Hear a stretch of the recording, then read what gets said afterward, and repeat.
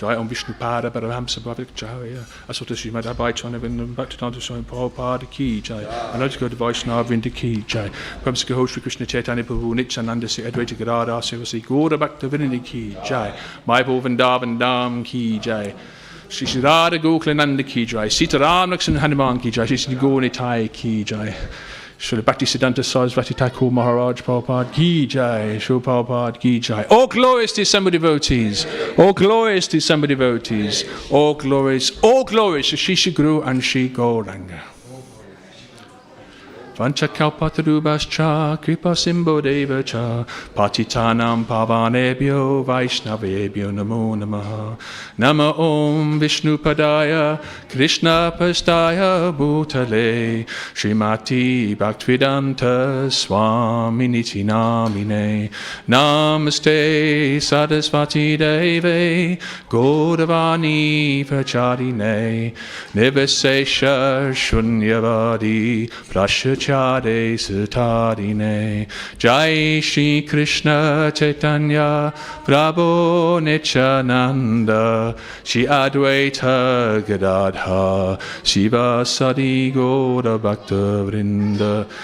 Hare Krishna, Krishna Krishna, Hare Hare, Hare Rama, Rama Rama, Hare Hare. Hare Krishna, Krishna Krishna, Hare Hare, Hare Rama, Rama Rama, Hare Hare. Hare Hare Krishna. So, with great humility, I've been asked to speak a few words up until the 7 o'clock arti, actually, about Bhaktisiddhanta Sarasvati Thakur Maharaj Prabhupada, actually. So, with great humility, I try to, despite my obvious lack of qualification to talk about someone who's literally a ray of Lord Vishnu, I shall simply try my best. I'm going to be talking about ISKCON's spiritual grandfather, the Diksha Guru, the Guru, of course, of A.C. Bhaktisiddhanta Swami Prabhupada, the founder of ISKCON itself. So just like we love our father and our mother, we also, no less, love our grandparents as well, of course. In fact, the relationship between grandparents and grandchildren has a special ras all of its own. And those of you with extended families would understand that. So today is a great opportunity to let's learn more, or to meditate more on ISKCON's spiritual grandfather. So I thought, and what's very interesting about his pastimes and his life, that it's obviously from a former era. It's from a different century in a sense, and it puts the preaching mission, the worldwide preaching mission in India or in Bengal or in Orissa or around the world in a different perspective, because whatever preaching efforts they are all valid and are all beautiful. So, without much more ado, I shall speak a few words about Bhaktisiddhanta Sarasvati Thakur. Do I have your permission? Hare Krishna. I'll take that as a yes. All right. All right, so, Srila Bhaktisiddhanta Sarasvati Thakur was one of 10 children born to the Vaishnavacharya, Bhaktivinoda Thakur and Bhagavati Devi. So, of course, most of you already know, but Bhaktisiddhanta's father is Bhaktivinoda Thakur, which is just the image there on the right above the Prabhupada Murti, as you can see. So very, very potent family. And his, of course, his wife, which we often, unfortunately, sometimes don't remember, but her name was Bhagavati Devi.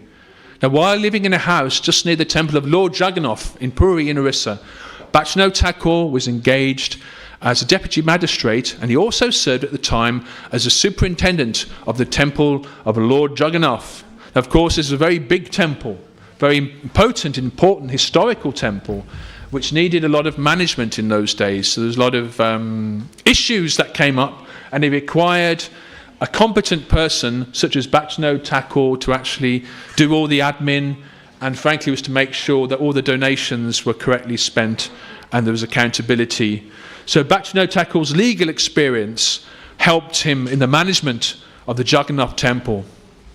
Meanwhile, it was actually a very difficult time for the Gaudiya Vaishnava tradition, because Lord Chaitanya, who of course was around maybe by this time about 400 years earlier, his movement and his teachings had fallen into disrepute.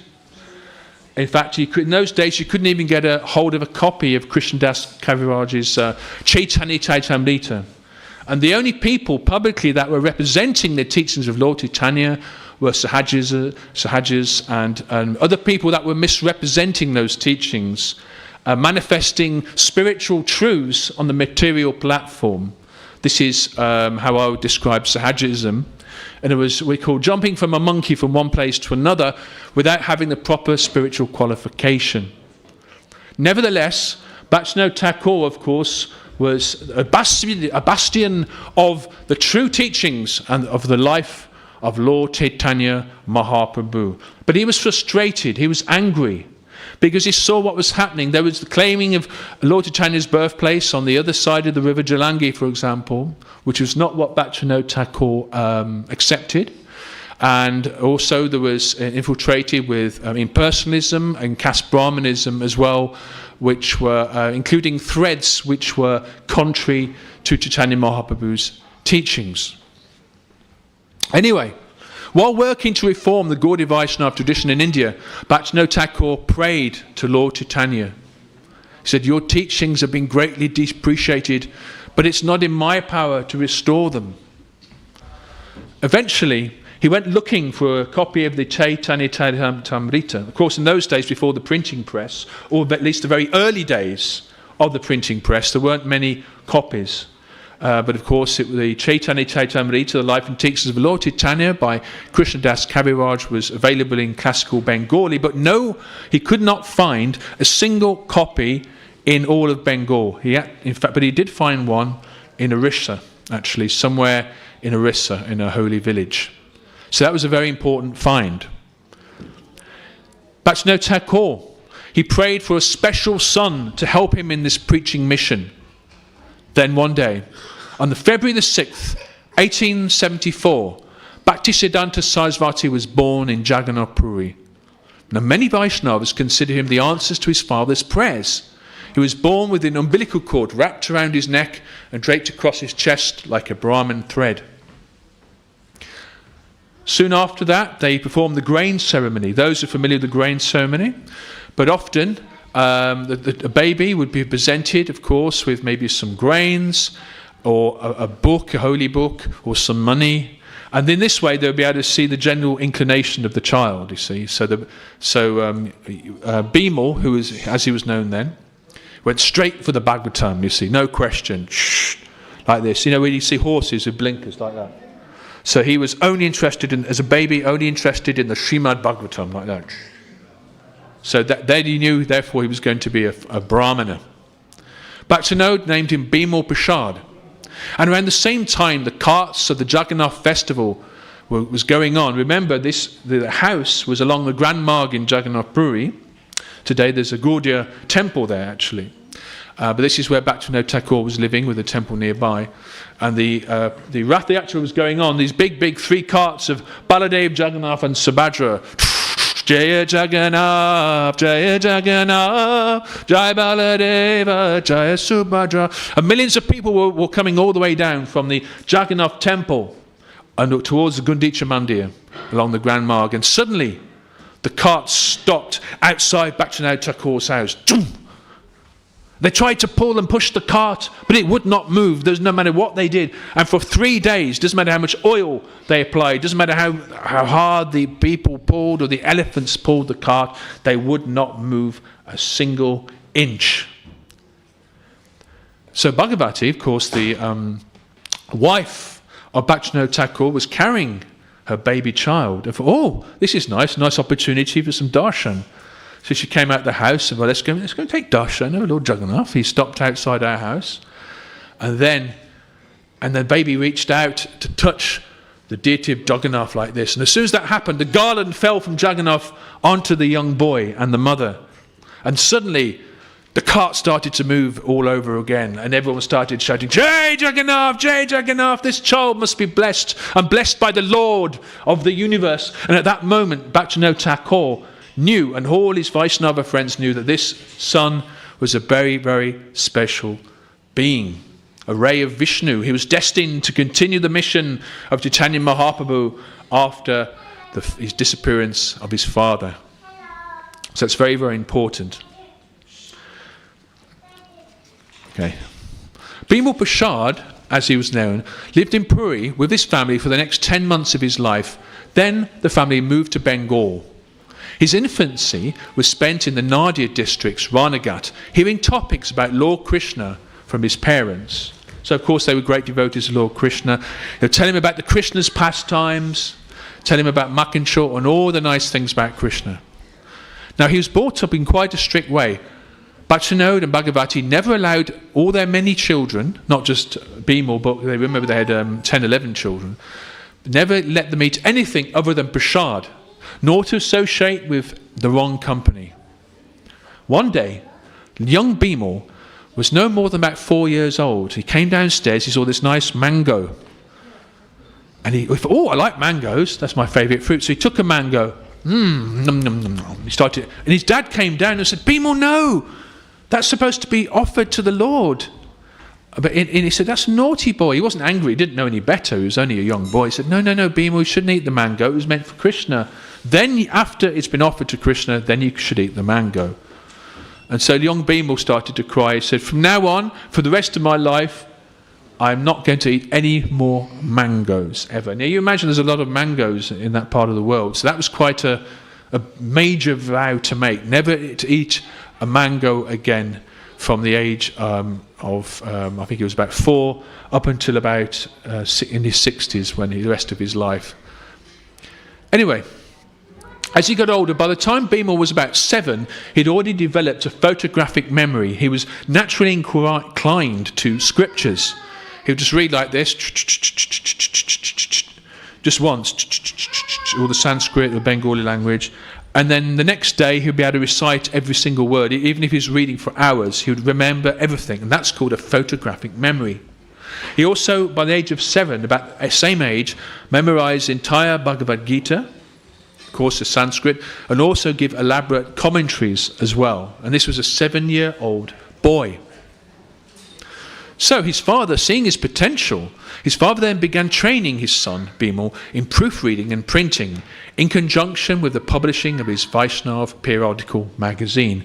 So remember, meanwhile, in the background, Bhaktivinoda Thakur is doing his best to revive Lord Chaitanya's tradition, as I mentioned, that it had fallen into disrepute. And he was a 7-year-old boy assisting his father. So he was very highly educated for his age. In 1881, a deity of Kurmadev, that's of course the turtle avatar, was found while doing some digging work in Calcutta, and they found this ancient deity of Kurmadev. And so, of course, Bhaktivinoda Thakur took the deity and gave it to his son Bimal to worship. So that was his home worship, which of course he did very, very diligently. I think 3 or 4 artis every day. And he was just a young boy. Then, in April 1884, Bhaktivinoda was appointed the senior deputy magistrate of the Sirampur, which is in West Bengal, where he admitted Bimal in the reputed local school. During that period, Bimal took lessons in mathematics and astrology from Pandit Mahesh Chandra Trudimoni. In 1892, after passing his entrance exam, Bimal was admitted into the Sanskrit College of Calcutta. There, he spent considerable time in the library studying books on philosophy. He also studied the Vedas. As a student, he contributed many thoughtful articles to various religious journals. In 1895, at the age of 21, Bimal accepted service under the Tripura royal government. However, he quickly developed an aversion to state affairs which were materialistic, and he left. Instead, he decided to travel to holy places with his father, Bhaktivinoda. There he visited many tirthas with his father and heard discourses from the learned pandits.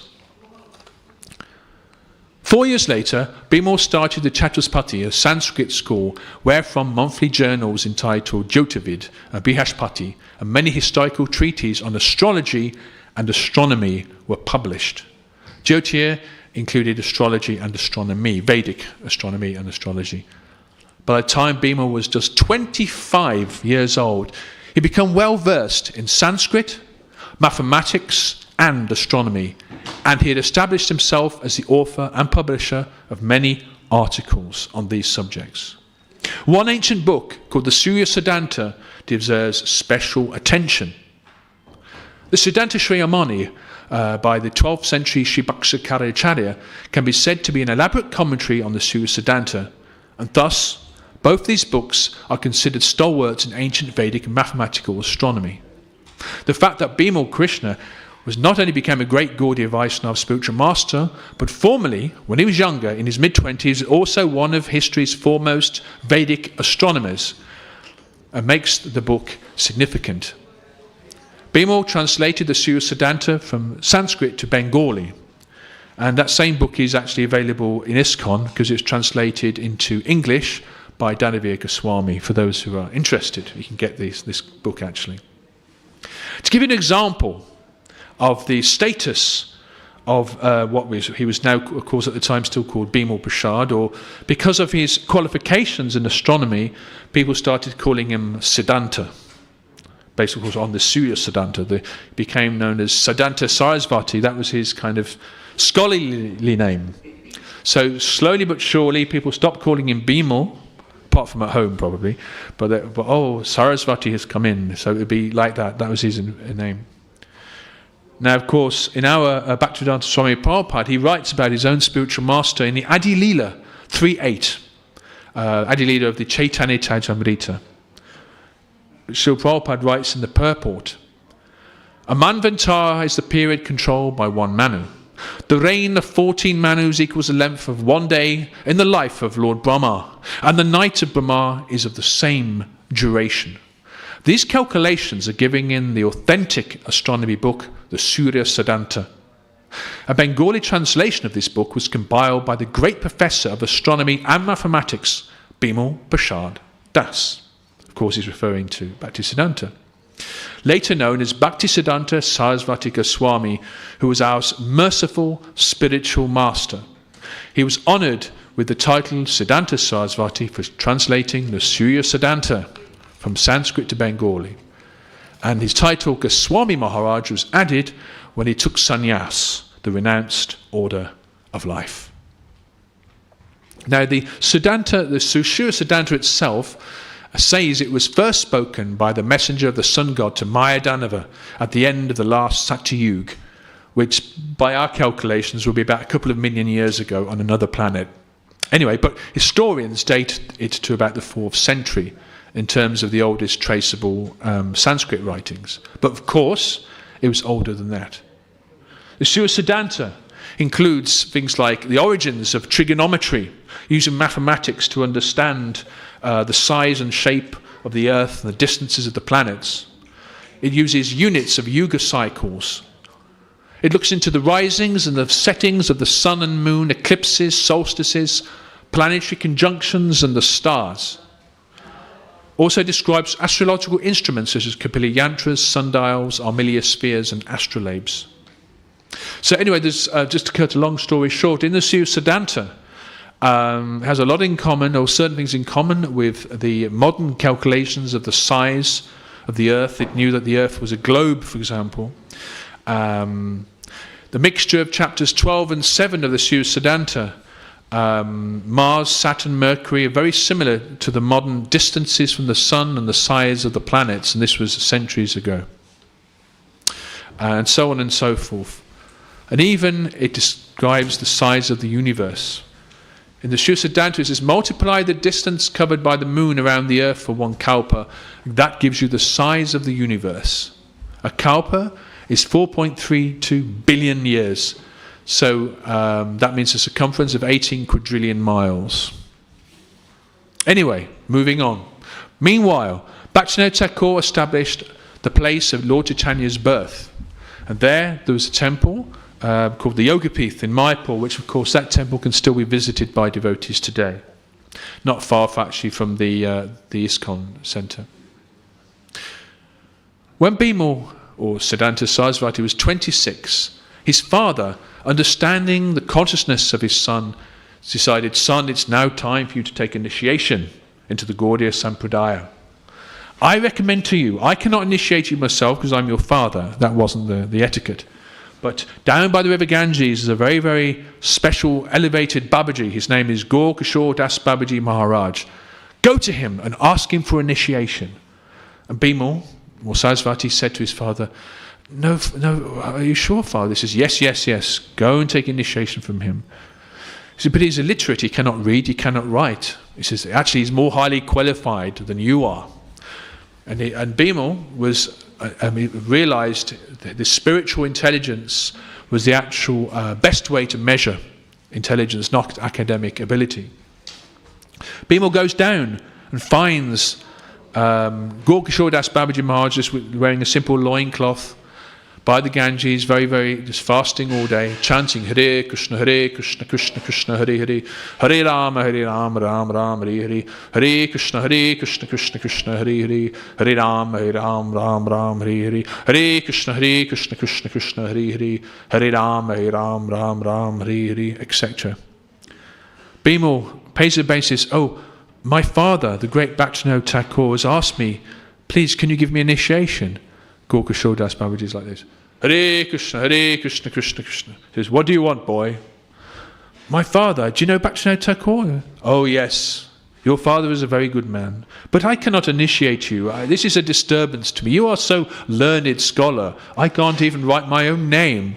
Please leave me alone. Let me chant. Hare Krishna, Krishna Krishna, Hare Hare, Hare Rama, Ram, Hare.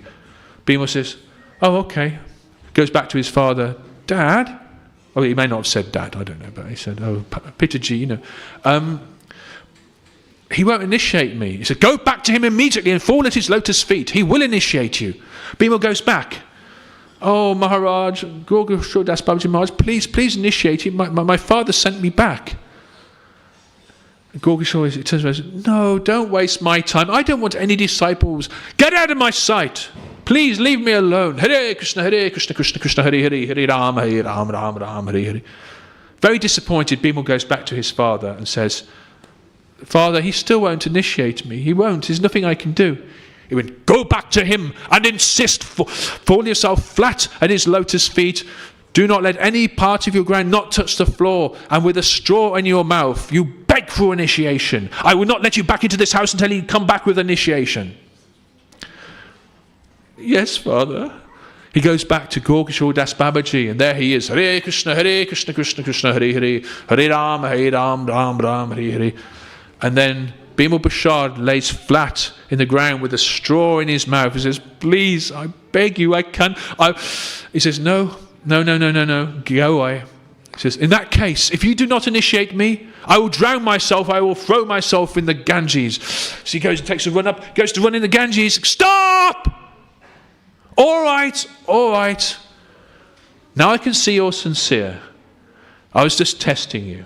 Because your father, if your father recommended you, the great Bhaktisiddhanta Thakur, then I know you're worthy. But I wanted to test your sincerity. Are you sure you don't mind me being your spiritual master, even though I'm so simple I cannot even write my own name or hold a pen? She said, I go. And Bimal, he turns around and says, all my education, all my studying of the Siddhanta, astrology, astronomy, all my Sanskrit knowledge, my photographic memory is worth nothing compared to your lotus feet, because what your life is saturated with bhakti. This is the true currency. This is what Krishna wants. And Gaur Kishore Das Babaji, he says, now you are ready for initiation. And your name will be, what was his name actually? I think it was Varshabhanavi Daiti Daita Das. And he took a vow to chant Krishna's. So this was it. Although he was mainly by this time also known as Bhaktisiddhanta Sarasvati. In 1905, he decided, what I'm going to do now, I'm going to put aside this astrology and astronomy. I'm just going to concentrate on chanting. He made a vow. He ended up chanting Hare Krishna continuously, night and day, with only maybe 1 hour's rest, for 9 years and 4 months continuously. staying in a bamboo hut near the birthplace of Lord Chaitanya Mahaprabhu on a small Rudra Dweep island within the Ganges River Delta in Navadvip. Hare Krishna, Krishna Krishna, Hare Hare, Hare Ram, Ram Ram, Hare Hare. Hare Krishna, Krishna Krishna, Hare Hare, Hare Ram, Ram, Hare Hare. He chanted the mantra night and day. He cooked rice once a day in an earthen pot and ate nothing more than a few handfuls of rice.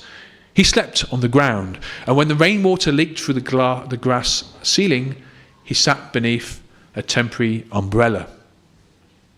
But still, during that time, as mentioned earlier, Bengal was still full of Sahajya sects who followed worldly practices in the name of spiritualism. Siddhanta Sarasvati launched a severe attack upon those irreligious sects, and he did not spare anyone who deviated from the teachings of Lord Chaitanya. Even some well-known persons bearing the surname of the Goswamis affiliated themselves at the time with the Sahajya groups during that period. Siddhanta Sarasvati was deeply grieved to see these groups in the garb of gurus misleading the people. He spoke up against them whenever he had the opportunity. He spoke up against them. He spoke against them like a lion, and he supported his father's discovery that the birth of Lord Chaitanya was the other side of the Jalangi in Mayapur, not where they said it was. And therefore he became known as the Lion Guru. He says, "This is false. This Sahajism must be driven out. Out!" This, of course, annoyed a lot of people. At one point, they went to chase after him. So let's kill him. So a group of them were chasing after him. So we had to. He put on white robes, because he was actually wearing saffron. He put on white robes and hid up a tree. And then a lookalike disciple of his, who was a very good runner, sprinted ahead. So all the group, they couldn't catch up with him. And they went past the tree. And Bhaktisiddhanta was hiding in a tree like this. Hare Krishna, Krishna Krishna, Hare Hare, Hare Ram, Ram, Hare Hare. But after that, he realized it wasn't safe for him anymore. So, at that time, he completely disassociated himself and resorted to performing bhajan in solitude. In 1911, while his aging father, Bhaktisiddhanta Thakur, was lying sick, Siddhanta Sarasvati took up the challenge against the pseudo-Vaishnavas who claimed that the birth in their caste was a special requirement, or the only requirement, for preaching Krishna consciousness. The caste-conscious Brahmin community had been incensed by Bhaktisiddhanta Thakur's point that anyone, regardless of birth, could become a Vaishnava, a Brahmin Vaishnava. There was a big debate going on. At that time, actually, it was still seen as being, although it was being degraded, it was still a place of learning and debate. Siddhanta Sarasvati travelled to Midnapur, where pandits from all around India had gathered for a lengthy discussion about the absolute truth. Some of the smarter Brahmanas who spoke first claimed that anyone born in a Sudra family, even if initiated by a spiritual master, could never perform Brahminical duties. Then it was Siddhanta Sarasvati's turn to deliver his speech. He began glorifying the Brahmanas, and at this they were happy with what he said. But when he began discussing the actual qualifications for becoming a Brahmana and the qualities of the Vaishnavas, the relationship between the two, Siddhanta Sarasvati proved from the scriptures that a Brahman Vaishnava is by personal qualification and not a birthright. His audience was silent. His very dear father, Bhaktisiddhanta Thakur, passed away just a few years later. And also his mother, Bhagavati Devi, also passed on just after that. Shortly after that, she'd given up the will to live. Before her passing away, she held the hands of her son, Sarasvati Goswami, imploring him to preach the glories of Lord Gauranga, and dedicated his life to this cause. So he took up the task of preaching with great enthusiasm and vigour after his parents had passed. And he vowed, "I shall not marry." In 1918, in Mayapur, he sat down before a picture of the late Gorgashore Das Babaji Maharaj, who had passed away by then, of course, and he initiated himself into the sannyas order. At this time, he assumed the sannyas title, Bhaktisiddhanta Sarasvati Goswami Maharaj Ki Jai. Upon taking sannyas, he gave up on astronomy and astrology completely. Instead, he turned to the greater attention to pure bhakti, as revealed in the Srimad Bhagavatam and the astronomy of the Bhagavatam, such as the 5th canto. Bhaktisiddhanta Sarasvati was dedicated to using the modern printing press, which was available at this time, as the best medium for large-scale distribution of Krishna consciousness. He considered the printing press as the Bihat Madanga, a big Madanga. The Madanga drum played during Kirtan could be heard for a few blocks, whereas the Bihat Madanga, the printing press, the message of Lord Chaitanya would spread all around the world. Now do remember at that time the existence of a printing press was advanced technology. Nowadays we take for granted, don't we, everyone's got a mobile phone or the internet or whatever it may be, laptops, computers and so forth. But at that time the most advanced technology was, not everyone in India had a telephone, for example, but the printing press was also quite a rare thing. He actually had ordered from America this big printing press like this, and that's print is still kept today in the Bag Bazaar temple in Calcutta, the Gaudiya Mat temple in Calcutta, and it's one of the first printing presses in India is there as a museum exhibit, as looked after, and they call it the Bihat Madanga. Anyway, moving on. Meanwhile, his studies continued as well with his writings and teachings. The Brahma Samhita, which was rediscovered in a temple by Chaitanya Mahaprabhu in South India, about four and a half centuries previously. Bhaktisiddhanta translated that into English in 1932, which was written in a Victorian-style English based on what he'd heard from those of his father. And the eloquent English describing it was beautiful English that even today would be considered to be aristocratic, would make Jane Austen look like just people on the street. It was a very, very high English used. Anyway, in summary, between 1918 and 1937, Bhaktisiddhanta Sarasvati Goswami founded 64 mats, temple communities, across India. He initiated 25 highly educated people into the Tridandi Sannyas and thousands of disciples. One of his most famous followers actually was the father of Subhash Chandra Bose, who he convinced him to be vegetarian, and he had prasadam sent to his house every day. He developed ashram communities, monasteries in his mats, and quite unique, he gave saffron cloth to brahmacharis, not only sannyasis who wore the saffron in the Gaudiya Mat, but also the brahmacharis as well. And the reason it was for preaching purposes and to help the brahmacharis focus. And of course, not every one of them would be a sannyasi, but it meant that his mats were characterized or recognized by all these saffron monks, which gave added potency to his preaching mission.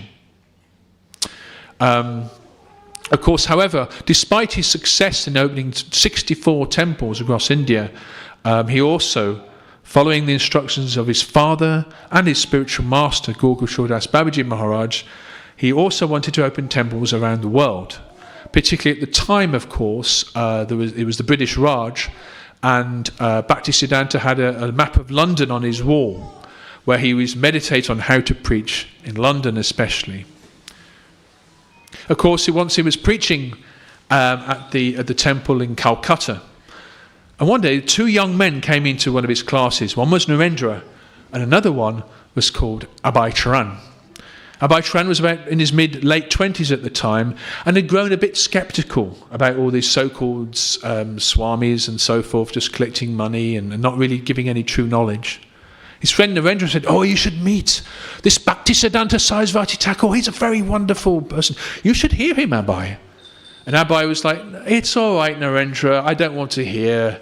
My father used to entertain so many of these sadhus. Most of them are just smoking ganja, whatever. It's all right. I know the philosophy." He said, "No, you must listen to this sadhu, Abhay. You must listen." He says, All right, okay, let's go and listen to this sadhu. So they go in, of course, they go and pay their obeisances. And there is Bhaktisiddhanta with all the brahmacharis and sannyasis and other members of the public, and he's giving a very powerful lecture. And Abhai's listening, he's quite impressed. And Bhaktisiddhanta, he says, this Chaitanya Mahaprabhu, the teaching is not just meant for India, not only for this planet, but the teachings of Mahaprabhu will liberate the entire universe. He sees Abhay. He knows that Abhay has been educated in the Scottish Churches College in Calcutta, which meant that his English was good. He said, you are educated, young man. Why didn't you preach this message of Mahaprabhu in the Western countries? Abhay puts his hand up. He says, oh, but he's impressed and quite nervous. But he says, but maybe India, first of all, should become free from British rule. I've been listening to Gandhiji, and then Bhaktisiddhanta, he says, whether one political power rules or another, that is a temporary situation. The true reality is Krishna consciousness. No man-made political system could ever help humanity. That is the conclusion of the Vedic scriptures and the Guru Parampara. Although everyone has an eternal relationship with Krishna, they foolishly regard the nation of their birth as worthy of worship. The modern political leaders and followers of this world simply cultivate this illusion. No! No! No. Whether one is individual, political, or social, the purpose of the human form of life is to go back home, back to Krishna. Everything else is a distraction. Did I scare anybody by that? That's the lion guru, you see. Actually, as the leader of the ashram of 62 mats, Bhaktisiddhanta was as soft as a rose and as hard as a thunderbolt. But he was also as soft as a rose as well. So there's that side of him. But sometimes preaching, he would also be very, very strong when he needed to be. Suffice it to say, young Abhay Charan was very impressed with what he heard. Now, this is what I've been looking for. This is a true Guru, Narendra. I want to take initiation from him. So just a few years later, Abhay Charande took initiation from Bhaktisiddhanta Sarasvati Thakur as Abhay Charanavindam Das. Of course, Abhay, at this point, was married, of course, with his own children by this time, so that he couldn't actually be a sannyasi or travel or spend so much time with Bhaktisiddhanta. He had his own wife, he had his own pharmaceutical industry to look after and to provide for his family. Once he took one of his youngest sons, Vrindavan, with him on pilgrimage to meet Bhaktisiddhanta at Radha Kund in Vrindavan. Now, Radha Kund was one of Bhaktisiddhanta's favourite place to chant Hare Krishna. And so here's them, young Hare Krishna, this, my friend, Radha Kund. This is the most spiritual place in the universe. I like to come here to chant in the mornings. Hare Krishna, Krishna Krishna, Hare Hare. Hare Rama, Rama Rama, Hare Hare. Then he turns to Abhay. He says, Abhay, don't try to see God. Just act in a way that Krishna will want to see you. This is how you will see God. First, become qualified. Then he says, if you ever get money, print books. Yes. Abhay, preach around the world and print books. This is what I want you to do. Now, of course, that instruction, Abhay, young Abhay at the time, took to his heart. As, of course, we know that young Abhay, who did he become later? Of course, back to known to Swami Prabhupada, of course. But at the time, it wasn't ready. Bhaktisiddhanta had a global mission. Meanwhile, in April 1933, he sent 3 of his students to the West. Swami Bhakti Hridoy Ban Maharaj, Swami Bhakti Pradeep Tirtha Maharaj, and Sri Sabida Nanda Das. These 3 founded the Gaudiya Mission in London, with the former governor of Bengal, Lord Zetland, as its first president. A temporary headquarters was set up in 2 locations in Kensington. Swami Bon met King George V in 1933, and he and Swami Bhakti Pradeep Tirtha Maharaj lectured across London extensively, and also in Eastbourne. We have to understand that Eastbourne at the time was where all the aristocracy were going on holiday. This is before people would go on holiday in Spain and Greece. People go on holiday in Eastbourne. Unfortunately, Eastbourne was bombed a lot during World War II.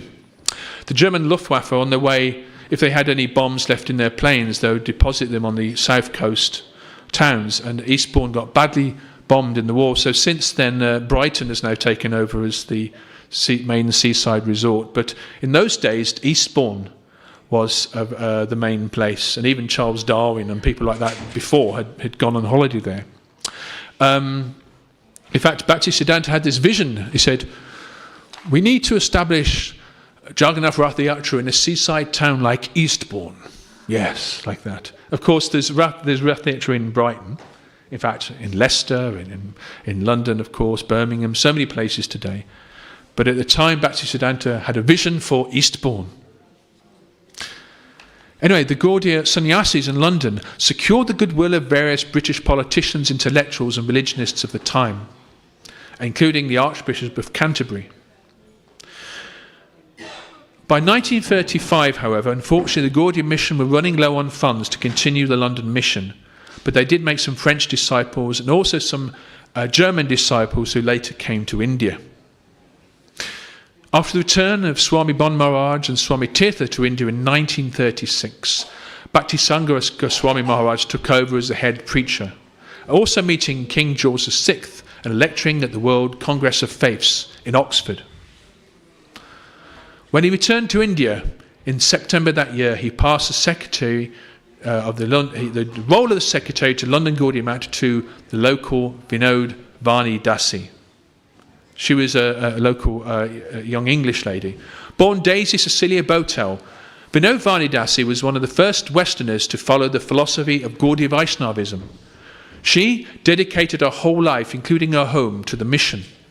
She studied the sacred scriptures and engaged in spiritual practices together with her friend Stella Harris. Her initiated name was Vishnu Priyadasi and others, and she chanted in her back garden for the rest of her life. When she passed away in 1981, according to a will, her house in Willesden was given to the Gaudiya mission, which is still there today. Anyway, but going back in time again to the 1930s, Bhaktisiddhanta Sarasvati Thakur published no less than 7 periodicals on pure bhakti in different languages across India, and ongoing correspondence, of course, with his disciples. Meanwhile, in India in 1935, he hosted the Governor of Bengal, John Anderson, at the Gaudiya Math headquarters in Mayapur, preaching Krishna consciousness without discrimination. However, by 1936, Bhaktisiddhanta's health began to deteriorate. On the 3rd of December that year, 1936, Bhaktisiddhanta answered the letters from his disciple Abhay Charande, of course, our Prabhupada there, who asked how he could best serve his mission. And this is what he wrote. Abhay Charanavindam Das, I am fully confident that you can explain in English our thoughts and arguments to the people in general. This will do much good to yourself as well as your audience. I have every hope that you can turn yourself into a very good English preacher, and if you serve the mission to inculcate the novel impression to the people in general and philosophers of the modern age. This, of course, stayed with Abhay for the rest of his life, as we know, and that's how he established ISKCON. But on the 1st of January, 1937, Bhaktisiddhanta Sarasvati Thakur passed away at the age of 63 in the Bag Bazaar temple in Calcutta, which was the largest temple of the Gaudiya mission at the time. A few days before his disappearance, Bhaktisiddhanta Sarasvati called his foremost disciples and showered his blessings, and he gave them the following instructions. With the utmost enthusiasm, preach the message of Rupa Goswami. Our ultimate goal is to become the speck of dust touching the lotus feet of the followers of Rupa Goswami. All of you remain united in allegiance to the spiritual master in order to satisfy the senses of the transcendental entity of non-dual knowledge. Do not give up the worship of Hari even amidst hundreds of dangers, hundreds of insults, or hundreds of persecutions. Do not give up Krishna. Do not become unenthusiastic upon seeing that the majority of people in this world are not accepting the message. Never give up the glorification of the topics of Krishna. They are your own personal bhajan and your very all in all. Being humble like a blade of grass, be more tolerant than a tree. And with this in mind, constantly glorify Lord Hari.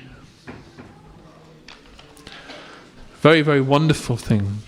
Bhaktisiddhanta Sarasvati Thakur Maharaj Prabhupada Ki Jai. So just before Aarti begins in just a few minutes, and I'll just stop very soon, so it gives me time to put away the Vyasasan before everybody will come and take darshan for the Aarti. But just a few words to finish off. So Bhaktisiddhanta Sarasvati Thakur, Bhaktisiddhanta, surely a ray of Vishnu, the grandfather of ISKCON. And of course our own Bhaktisiddhanta Swami himself said that everything that motivated him was because of an instruction of his spiritual master, Bhaktisiddhanta Sarasvati Thakur. So on this very special day, we meditate on this. We acknowledge the Parampara. We go through Srila Prabhupada to access the other acharyas, but we have utmost respect for the efforts, the sincerity, and the teachings and of all the Vaishnava acharyas, and the challenges they went through during a time when the world was not ready, until it was in the late 60s, of course, when the Lord Chaitanya's doors became open at the mercy of the entire Parampara, actually, all around the world. So, of course, Bhaktivinoda Thakur, Gaurkishore Das Babaji, Jagannath Das Babaji, and of course Bhaktisiddhanta would be very, very pleased, no doubt. Just to finish off, Bhaktivinoda Thakur would look across the river Jalangi from his home, and he saw this golden temple manifest across in Mayapur. He said, oh, people with English and Americans and Russians and French and Germans and people from all around the world will come to Mayapur and together chant Jai Sachinandana, Jai Sachinandana, Hare Krishna, Krishna Krishna, Hare Hare, Hare Rama, Rama Rama, Hare Hare. Thank you, Hare Krishna, for listening.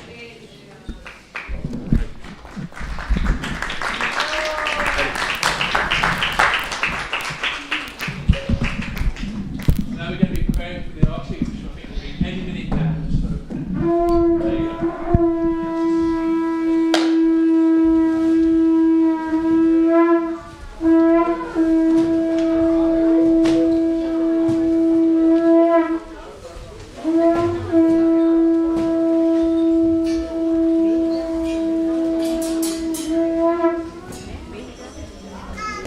Shri Radha Gokulananda ki, Sitaram Lakshman Hanuman ki, Shri Gaur Nitai ki.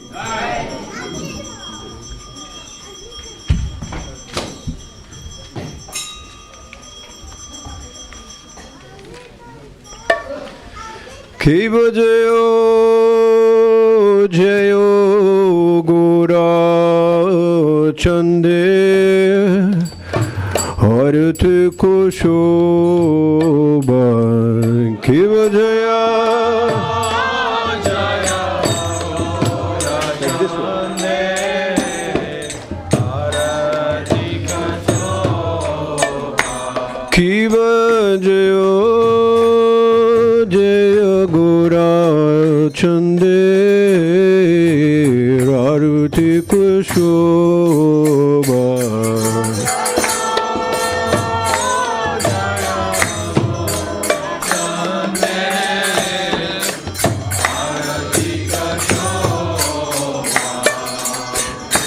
Janavi Tatavane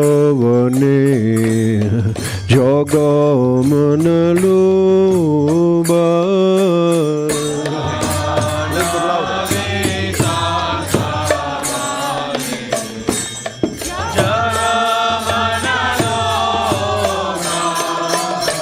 Janavi